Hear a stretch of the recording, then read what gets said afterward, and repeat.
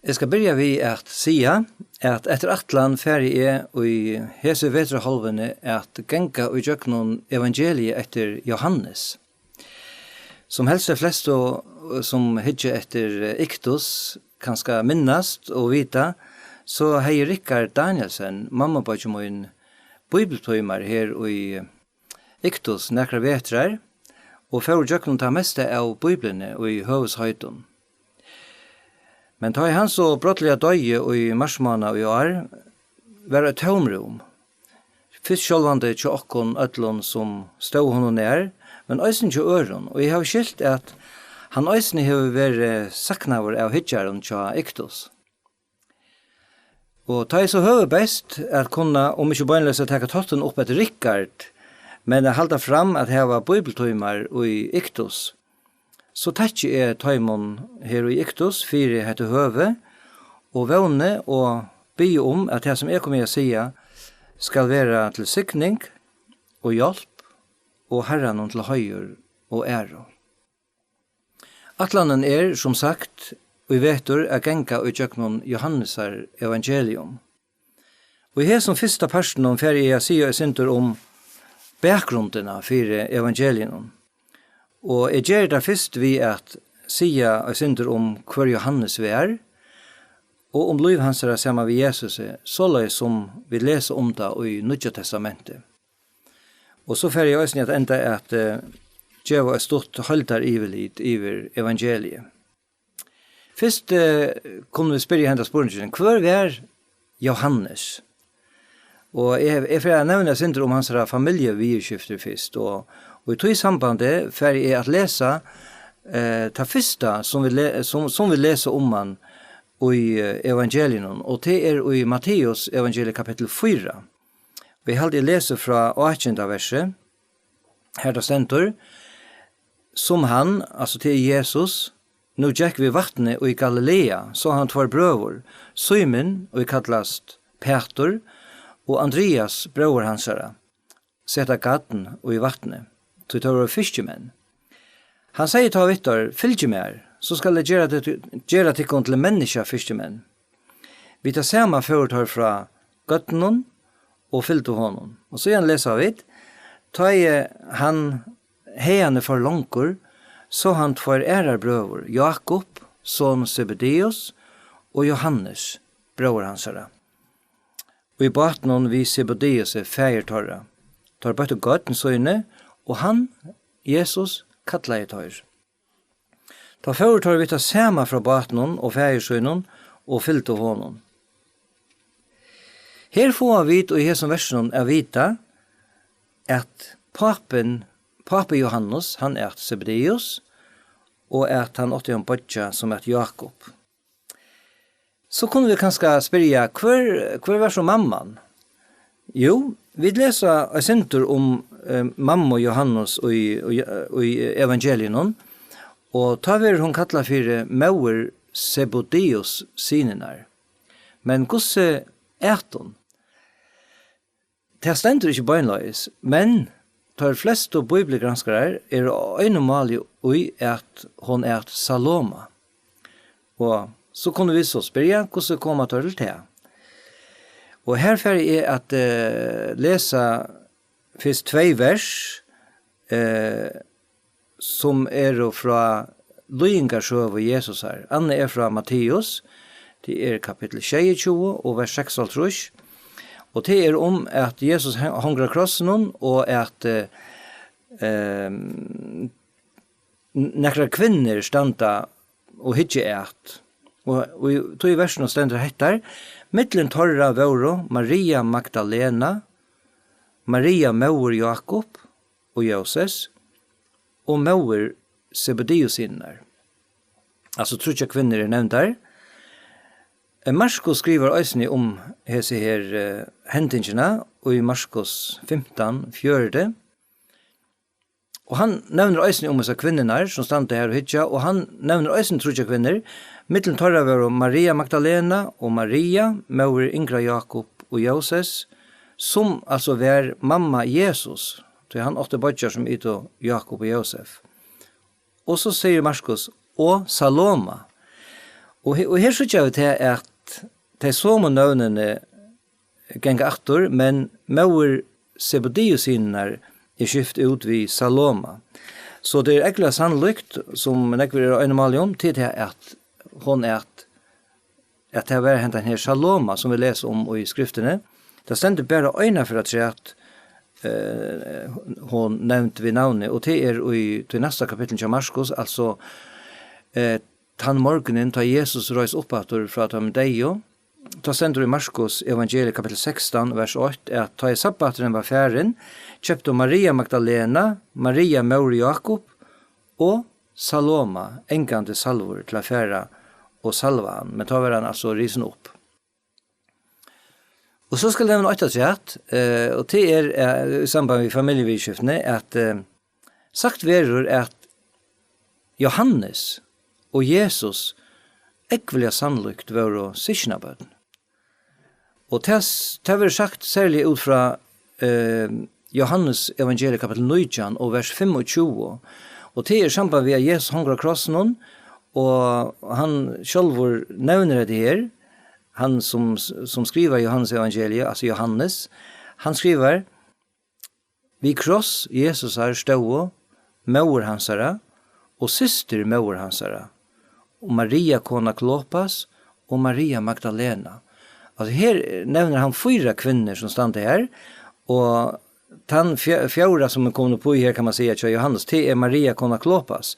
Och annars är det mamma Jesus och syster mamma, så alltså det vill säga moster till Jesus.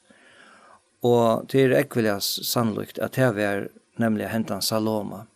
Och ut från här som versen är det så att det var helt det att mamma Jesus och mamma Johannes var systrar. Och så var Johannes og Jesus sysnabøten. Så kunne vi også spørre hva han var så Johannes. Det stender heller ikke beinløys, men de fleste er øynemålige om at han var ur til lytla bøynen som ligger som lav i landeringshotten av Genesaret-sjøvnen, og her som bøynen er Betsaida. Og ta helder man seg til det som Johannes selv sier i kapittel 8, og vers 45 er at Filip, en annen av lærersvennen, var ur Betsaida, bøynen som Andreas og Peter øysene var ur. Og vi vita ur frasøknen og i evangelien at Johannes og Jakob tar var feleier til bøynen Andreas og Peter. Og då er det sannolikt at han øysene var ur Betsaida. Så allt dette er ikke ganske så øyelig tøtninger mye, men dette er det som man kan slutte seg til at være vi Johannes omfram til som man skjønner det var vi holdt vi visst om. Men hvis vi, om vi nu kunne kanskje brukt akkurat øymyndinger, evner og lydsindretret, så kunne vi kanskje huske om dette her vi tar i vår skjøsnabød. Og spørre, måtte det samband være mellom Johannes og Jesus tar det vår smadrønner?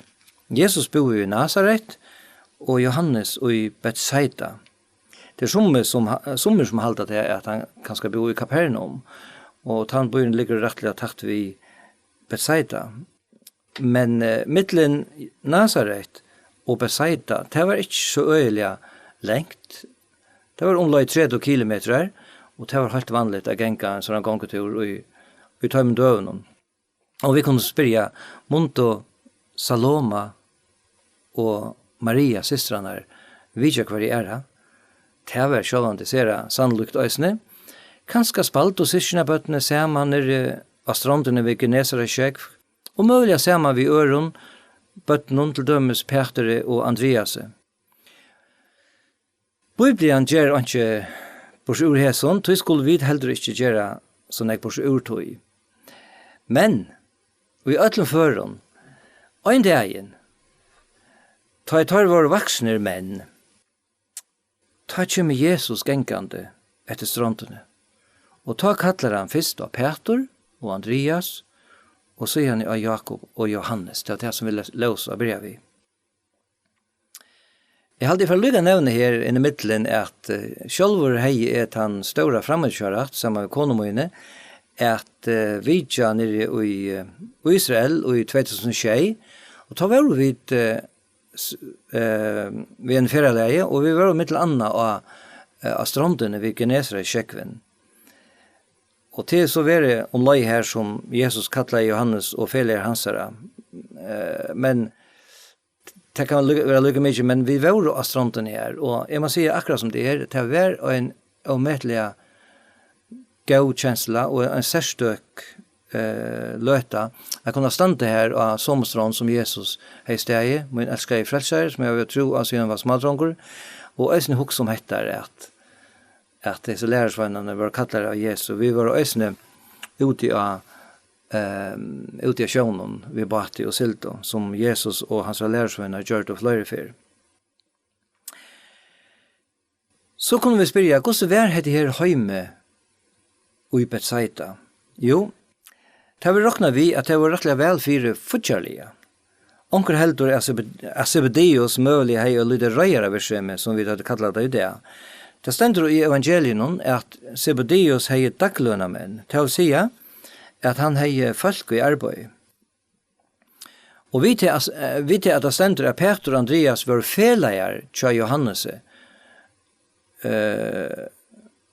og Jakob og papatøra, så er det en mulighet 24 at de har haft dette her røyere virksomhet sammen. Det har vi da heller ikke, men i ødelen føren så hadde det vært fel av hvert, det stender mer enn øyne for i evangelien, og arbeidet sammen. Og et annet som kan fortelle dere til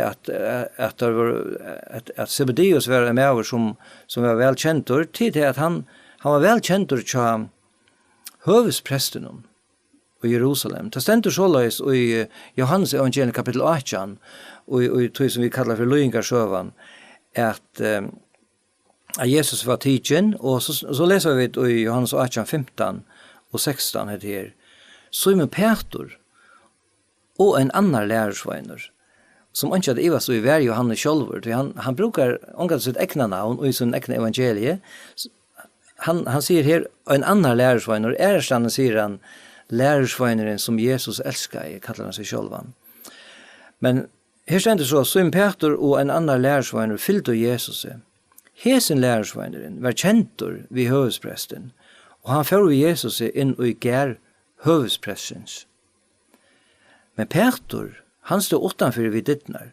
Ta för hin lärarsveineren, som kjentur var vid høvespresten, ut og tog seg vid henne som helt vakt vid dittnar og fikk Peter inn.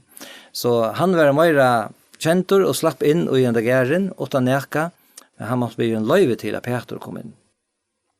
Og jeg tror som vi har sagt at det var velfyre tid til at ta Jesus hekka krossen. Så gjør vi til at han ber Johannes om å teka seg av maurskyene. Og her leser vi det kapitel 19, leser 2 vers, vers 26 og 22, at ta nu Jesus sa maurskyene og tja henne lærersveinen og han elskar, sier han vi maurskyene, kvinna, hikk sonertøyen. Så sier han vi lærersveinen, hikk maurtøyen, og fra torrestund tog lærersveineren henne heim tilsyn. Vi vet ikke årsøkene fire hvor han gjør det, annet enn til at han åtte bøtjer, som kunne ha tidlig seg av mammasøyene. Vi kjenner ikke det virskiftene, men i øtlen føren så har han anlitt av at hesen Johannes skulle få teka seg vel av Marie og mammasøyene.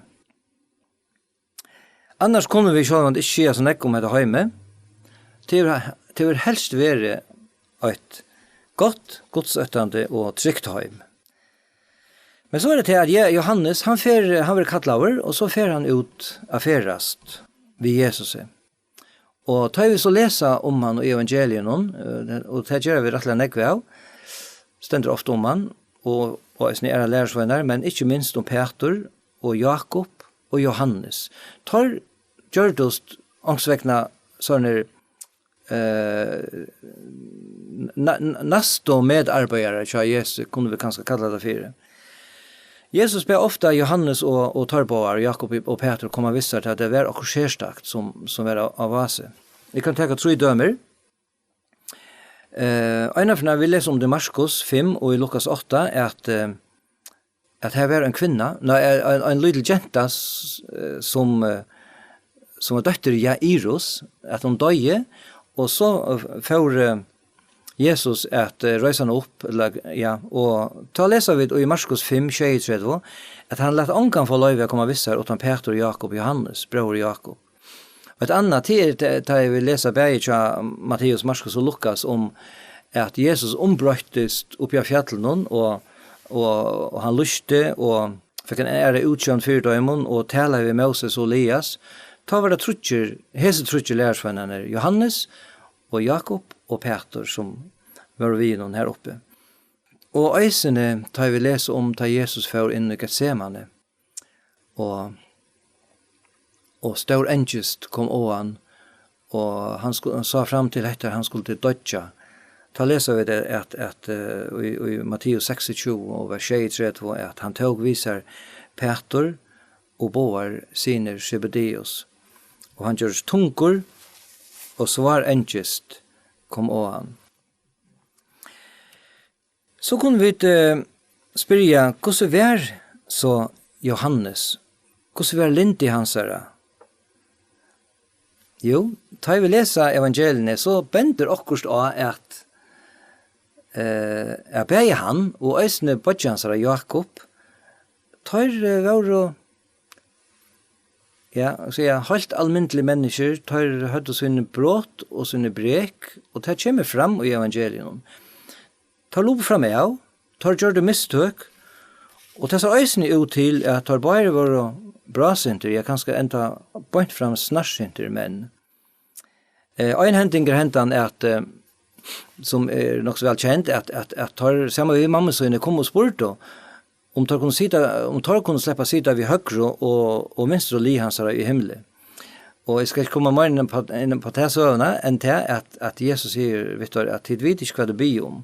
Og ta i hine tutsi og lærer seg hørte det her, ta var der etler innan Jakob og Johannes stenta i evangelium. Et annet tid er at ta Jesus hei kattlet alle seg ta lærersvenner, ta nevnte jeg navnet av dem, og omkron gav han okkurst eikanavn, og middel anna Simon, som han øysen kallet for Peter, så jeg tuskla ut av Peter, du skal være en klektor, og så var det, som vi leser om det i Marskos evangeliet kapittel 3 og vers 16, at det stender det her, så var Jakob, soner Zebedeus, og Johannes, bror Jakob, tøymobavon gav han navnet Boanerges, til tår og syner. Og ut fra tog vil det også sagt, var det sånne snarsinter menn. Og her kunne vi nevne tver hendinger som stod i evangelien. Og i Lukas 9 leser vi det her at Johannes sier vi Jesus til synder på sammenhengen, men det sendes så løs i Lukas 9:24 det at ta Johannes til året sier, «Mostere, vi så en som rekker ut etler antar og i navnet tøynen, og vi får bo hon det, av det at han ikke fyllt ved okken. Men Jesus sier vi Johannes, «Forbjør jo det ikke, tøy han som ikke i møte tikkun, vi tikkun.» Så leser vi videre her i Marskos 9, vers 1, «Ta en og løy at tøyene at han skulle være tidsen opp, vendte han anledde søgnet med Jerusalem, til å fære her. Og han, altså Jesus, lett sende menn fære undan seg, tar føra sted og kom inn i en bygd, samverja av honom innevist. Men så leser jeg det her, at de tog ikke med til honom, til han var ferdig i Jerusalem. Og så en stender vers 4, tror jeg det her, at ta Jakob og Johannes lærersvenner hans så hetta, så det tar, «Herre, vil du at vi skulle bjøve elde av fatla nyer av himmelen og øya teg, og så Elias gjør det?» Men han vendte seg og hei ertøymen, og sier, «Tid vite ikke hver en anda tid av. Til menneskesjonen ikke kommet at øya mannaløyv, men at frelsa. Så gjerne foretøyer og i bygd.» Jeg har selv at det er så godt å lese om det, at det er hese menneskene, hese mennene som Jesus valgte seg til å være helt alminnelige mennesker, akkurat som og to. Og så er det som er så størst at vi kunne lese at just av hese hending, eller hesen som jeg har gått fra på nå, kunne vi säga att Johannes brøttist, blev en verilig brøtte med vår. Så det ungen, tycker vi, og i Bibelen eller Nya Testamentet, som skriver så nek som han om karløyga. Han vil jo kalla for karløygans apostel. Ta Jesus var ferdig til himmels, og kvitesånden hei vere, ta høyre vi ikke så nek om Johannes. Det er jo i apostelsøvne, han er nevnt 4 i apostelsøvne, og jeg kan lukka nevna til, det er som ofta sammen vi Peter, det sender i kapitel 3 om at Peter og Johannes, den første verset, at da får skjerman i en temple om bønartøyman, som er hinnudgjende, og her møtte der så en launemanne som der grødde, eller som var grødder, og neste for Johannes er nevntor, det er i kapitel 4, og til øyne, kan man si, vi får lunsje av det samme søvne, at tar blev tikkner, og det kom røring og stegen, her stender nok snakk, og i apostelsøvn 4 om det her, men i vers 13 stender det her, tar jeg sjå hos i hukrester, Peter og Johannes våre, og da sånn at tar var eularter og løyger menn, omdragstøyer, tar kjente tar aktor, etter hadde vært ved Jesus, og tar høytte der, så at de mors tale i her navnen og så framveis, ta leser vi i vers 20, at tar sier Peter og Johannes sier, vi kunne ikke lete være at tale om det som vi var se og hørst. Og så leser vi også i Apostelsøvn 8 om han, og lykker nevne til at det stender i vers 14, ta i apostlene i Jerusalem finner godt høyre, at Samaria hei tidlig vi året sentor Peter og Johannes tiltørre. Og i helt senest før vi høyre om han i Apostelsøvne, det er i kapitel 12, det er lykke forbygjengen stendur, at vers 8 og 2, om hesa tøyina lei Herodes konger hånd av nøkker av samkomne og får ytla vidtøymon. Jakob, bror Johannes, let han drepa vid svøre. Så Jakob, bodje Johannes, han ble en av de første blåvittene som vi leser om i Nya Testamentet. Men vi vet at Johannes, han ble en gammel medover. Om han døde av etle om han var som døde som blåvittne til å bli en årlig gammel, det vet man ikke helt vi visst. Men det som vi annars vita, og det er fra utenfor Bibelen, fra søveskriveren, det er særlig det er flere som skriver om Johannes, særlig en som levde fra omlag 130 til 200 etter Kristi føying, og en med som er Irenaeus. Og det var sagt om hentan Irenaeus, at han som unger har hørt imist fra en øremanne som er Polykarp, som døye omlag 135 etter Kristus. Og sagt vi fra at Polykarp var vår omvendt i Jøknon at det var hørt Johannes, og var vår lærersveiner hansere. Og det som han øyne var fra søvende tid til at Johannes flyttet til Efesos og var løyere i samkommende her. Og vi vet øyne til øyne fra skriftene at Johannes han ble tidsen og borstorsaktor til øyne Patmos, og til å være omløy år 70 under etsøkten. Og her var det til at han fikk seg åpenberingene og skriva i åpenberingene etter Johannes. Men han kom atter til Efesos og bodde her inntil han døde omløy 100 år gammel, og her er han så griven.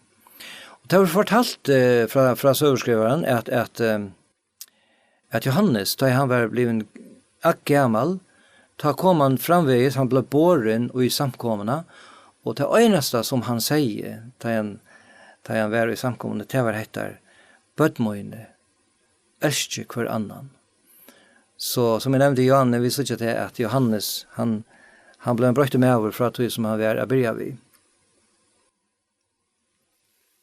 Men her i Efesos skriver han av etterlig Aron evangeliet sutt, og eisene de 3 brøvene, 1., 2. og 3. Johannes brev. Så det som Johannes skriver til, altså åpenberingen, som han skriver, som er det første han skriver i, og så gjerne det som jeg nevnte nå, evangeliet og de 3 brøvene. Så kunne vi spørre, hvor skriver han hette evangeliet? Av det som særlig Ireneo skriver om dette, ser ut til at han gjør det til etjaur til det av følge og i samkommen i Jesus. Men var nøyet å skrive et evangelium attrekt. Her var det 3 framan undan. Matteus, Markus og Lukas, som helst ødel var skriva nok så lengt framan undan, mittlen 50 og 35 etter Kristus. Kristi føying. Men Johannes helt, da han var våren gammal, helst mittlen 50 og 100 år gammal, at det var nøyet, og vi tog stole han hei finnes for han at skriva. Ta hei kristendommer langt og en lenka søva at han fyrir seg. Mer enn 30 år var færen, så han Jesus var krossfester, røys opp og fører til himmels, og ta hei heile anden var uthelter kvitt som det. Nå var det ikke best 120 lærersveinar som det stender om i apostelsøvne, 2, men i 100.000 tale av kristendom, som var spjørt om atlan tan ta kjente heimen. Og mittel til kristendom var en stor iverva av høytningen, som hadde tidlig møtt til kristna bådskapen og var frelst. Nekvar kristna bøkmenter hadde sett dagsens ljøs, de 3 første evangelien som nevnte til var kjent, og i 1000-tallet av avriten var byttet ut, og brøvene til Paulus hadde øsene vært nødt i samkomnen kanskje en 30-40 år, da Johannes skriver i sitt evangelium. Da han nå av gammels aldri hukte iver den kristne heimen, så han en fjellbrøtta sjøen. Stora æsakner hadde vært i møte tøymon tryggvande, atler hinner apostlaner og nekv ånder hadde mist løyve for sannløygans skuld. Ånder hadde givet skarven iver og i bardianon og var fattelen fra. Attergång det var i mongon samkommen. Nastan av seg sjølvun tog og spurningar seg opp, som hvordan for å gengast og i framtøyene, hvor være gongten, og hesen gamle apostelen hugsa en nekv om hva han kunde gjøre for verlig å hjelpe til livande personen av samkomne å halda fram og i bardianen. Vær okkurs samkomne særlige tørveie. Hon hei som sagt hine 3 evangeliene, som gav en grøynelige løsning av livet og verste Jesar. Hon hei brøvene, som gav alla lærerne, og hon hei apostlasøvene og åpenberingene, som gav henne brianene og endan av samkommensøvene. Fattais neka? Jo, Johannes helt at okkur fattais. Da han hugde akter av lysutt, så han at oit vær som av en særstakan hatt hei hjalt honom, hei styrst han og løyt han fram til allsamt større andale kynnseme. Oit han kanska hei ha fram om ödel ånder, og vite at han hei vært så nær at Jesus er, og til vær en hjertans fætan av og kunnløyge til lindis etkjenne Jesus er. Løyv og verskansere var lust, læran om han var kjent, men dulta linte Jesus er var enn ikke åpenbæra til fullnar. Til fattaist, og tog skriva i Johannes og edli Aron sitt evangelium.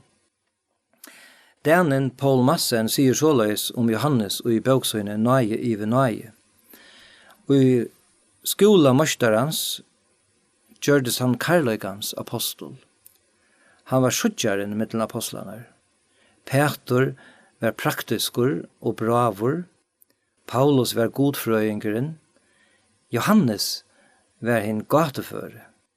Peter og Paulus ventet seg til viljan og vite, men Johannes nemer vi ærar kanskje djupare stranger og i mannasalene.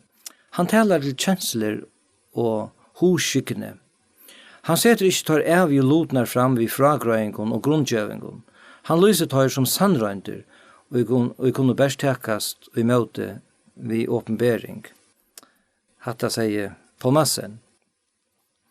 Så skal jeg her i møter endan si et sinter om hvordan man kan byta Johannesar evangeliet og i parstar, eller byta det opp. Og det kan gjerast av flere imsar hatter. evangeliet i okkara bibel og bytt opp i 21 kapitler. Det var det ikke ta Johannes skriva det, ta skriva ut i 8. Det gjørs 18 år, og som egentlig praktisk, bare kapitler og vers, sjående. Men hvis vi skulle, eller om vi skulle bytta upp så kan det göra, jag kan nämna 4 möjliga teorier, nekflöjre. Och det är att vi kunde byta det i 2 parter. De första 12 kapitlarna kunde vi kalla för Jesus uppenbarar sig för i heimenon. Och kapitel 13 till 21, Jesus uppenbarar sig för i lärsvännen. En annan måte är ösna byta upp i 2 parter. Här vi kan säga att kapitel 8 til 11 om virke Jesus her. Kapitel 12 til 21 om løyingar vikene og deia og opprørsen hans her. Onker her bytt opp i troi, hver tar første 12 kapitlene, mer kallar at Jesus åpenberer seg for heimenon, kapitel 13 til 16, Jesus åpenberer seg for lærersvennen, og kapitel 18 til 21, løying, deie og opprørsen hans her. Og den 4 som jeg kan nevne til at øysen kan bytas i trutja parster på hentamaten, kapitel 8 til 6, Jesus som løyve, kapitel 8 til 12, Jesus som ljøse, og kapitel 13 til 21, Jesus som karløygen. Så det ser onker bytte opp. Jeg kan nevne her mot enda noen stort kvart stendur i hessen kapitlen. Eller okkurs er det som stendur.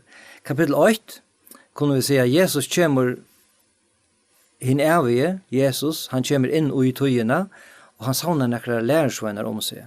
Kapitel 2, han i brittleip i Kana, og han rønser tempelet. Kapitel 3, Jesus fer om nottena vidjan av fariseeranon og råharanon Nicodemuset. Kapitel 4, Jesus hittir og talar vi en samverska kvinno vid en brunn i Samaria. Kapitel 5, Jesus grøyr en mann som hever sjukur i 38 år. Kapitel 6, Jesus mettar 5000 menn, omfram kvinner og bøtten, og han gonger øsni av vattenen ut i kapitelen. Kapitel 6, Jesus i Jerusalem og i leivsala høgtøyene, eller av leivsala høgtøyene.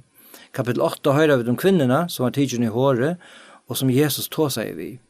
Kapitel 9, Jesus grøyr en mann som var føtter blindur.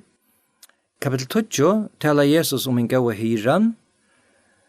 Og i kapitel 11 reiser han Lazarus opp fra deion. Og i kapitel 12 er Jesus salvar i Betania. Og i kapitel 13 vaskar Jesus lærersveinen om føtene. Og så kommer vi til kapitlene 14, 15 og 16, som er sørsta i røva Jesus er til apostlene åren han løy. Og kapitel 16 vil kalla over høvesprestalige bøn Jesus er, eller bøn Jesus er 4 skynnen. Og kapitel 18 til 20 er løyingarsøvan, og i Getsemane, han vil tidjen og avhørdur, han vil krossfestur, han døyr, han vil gjeravur, og han ryser oppatter. Og kapitel 21, Jesus åpenberer seg 3 for lærersvennen, og så spyr han 3 for Peter om han elsker han. Nekvanna stender i sin evangelie, og øyelig ofte i nekvanna som kapitlen som jeg nevnte, bare øyne henting som stender først, eller så er, hever Jesus i flere av kapitlen en lenka antall samrøv og edla røv, som vi også får komme inn på vånande og i vetur. 8 likla vers og i evangelium etter Johannes er kapitel 20 og vers 31. Her han skriver årsøkene til at han skriver dette brevet, kan man si. Og her sier han til 4 av tid skulle trykva at Jesus er Kristus, sonur Guds, og 4 av tid vi at trykva skulle ha liv og i navnet hans herre. Og dette her vil jeg si er mot egna innskje øysene. jeg vil enda vi nevne at jeg selv kom å kjenne Jesus som personlige frelsere, ta over en smadrunker. Og han vært min frelsere så igjen da, og alt livet, og han en gode viner at åt.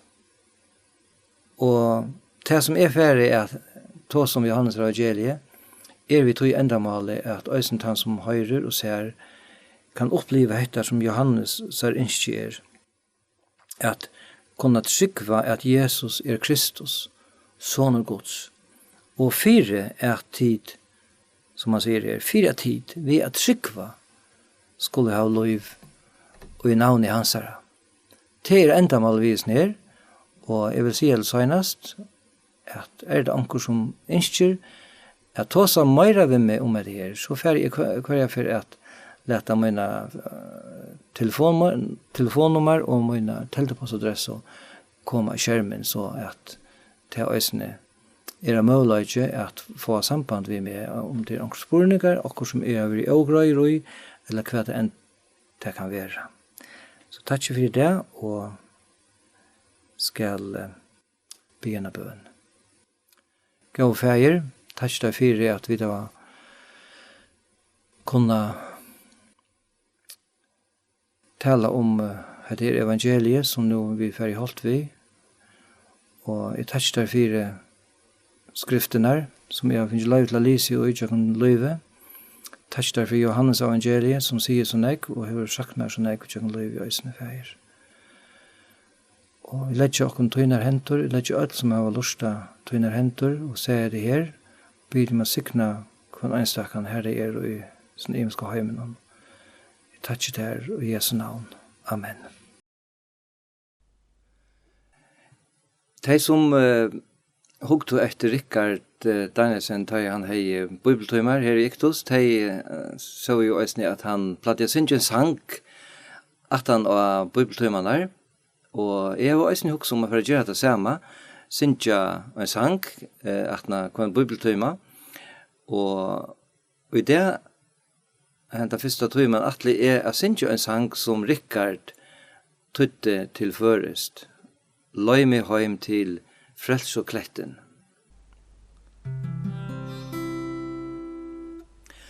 Løy meg heim til frels og kletten, øye løyta kan av meg, og tøy klette kan kvila, skulle fire med og te. Og tøy klette kan hon bytja, salmøy frelst, og fru og gled. Under honom kan litja, her storm, frutt kvultar sted. Under heson gamla klette et godt og tryggja sted.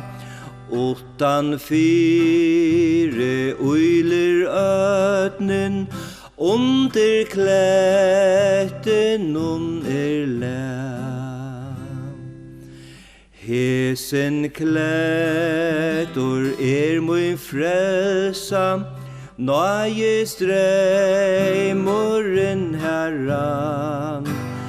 Her drakk av lusens kjeldom, her fri vi herran fann.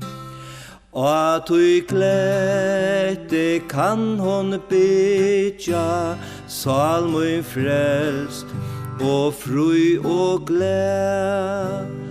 Under honom kan litja, her storm, fru kvultar sted.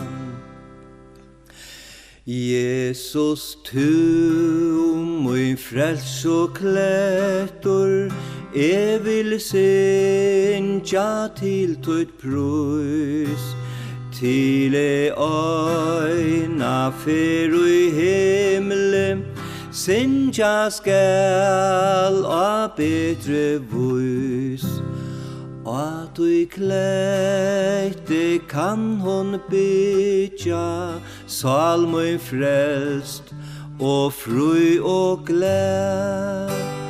Under honom kan litja, her stormfrukt, kvultar